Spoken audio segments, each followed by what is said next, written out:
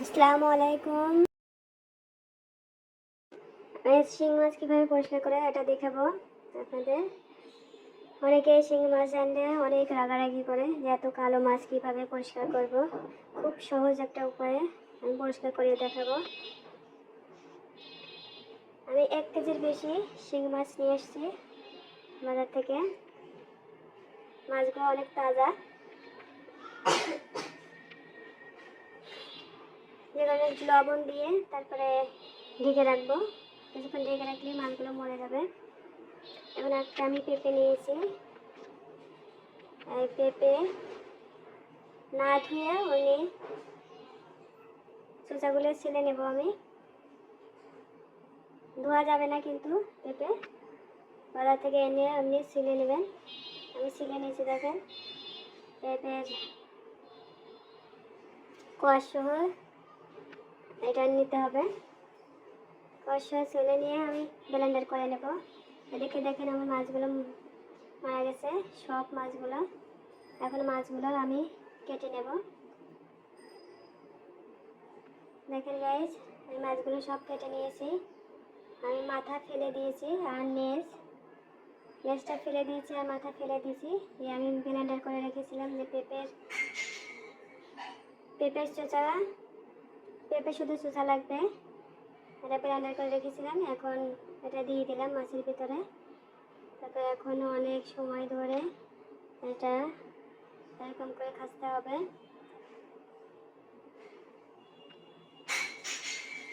বেশ কিছু সময় ধরে আপনারা এরকম করে নাড়াচাড়া করবেন, তাহলে আপনার শিং মাছগুলো একদম সাদা হয়ে যাবে আস্তে আস্তে। এর একটু সময় নিয়ে মাছগুলো এইভাবে পরিষ্কার করতে হবে। বেশ কিছু সময় ধরে এইভাবে কাচতে হবে মাছগুলো। কাচতে কাচতে এক পর্যায়ে দেখবেন একদম সাদা হয়ে গেছে। মাছের গায়ের উপরে যে কালো অংশটা ওটা উঠে যাবে।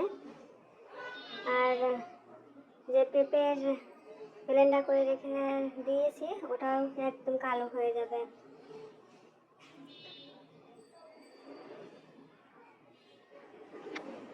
আমার এখানে সময় প্রায় 10 মিনিটের বেশি লাগছে।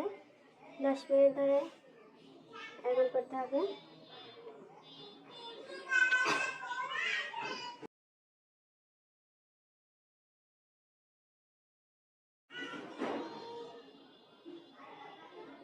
দেখেন গাইস, আমার মাছটা কিন্তু পরিষ্কার করা হয়ে গেছে। দেখেন সাদা, কি ময়লা বের হয়েছে, অনেক ময়লা বের হয়েছে। আমি এখন পরিষ্কার করে নিচ্ছি পানি দিয়ে। দেখেন কি চকচক লাগছে এখন।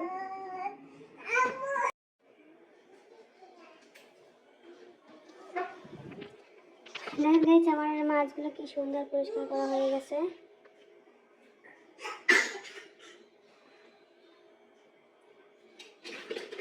এইভাবে আপনারা শিং মাছগুলো 1 কেজি, 2 কেজি, 5 কেজি হলে একসঙ্গে কেটে একসঙ্গে পরিষ্কার করে নিতে পারবেন, খুব সুন্দর হবে।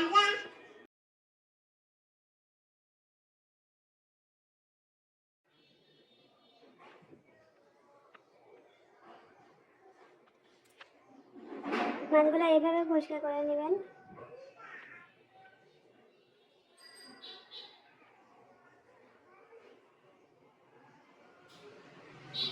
অনেক মাছ একসঙ্গে কিনে আনলে এখন কোনো ঝামেলা থাকবে না, এইভাবে সহজেই পরিষ্কার করে নেওয়া যাবে 10 মিনিটেই।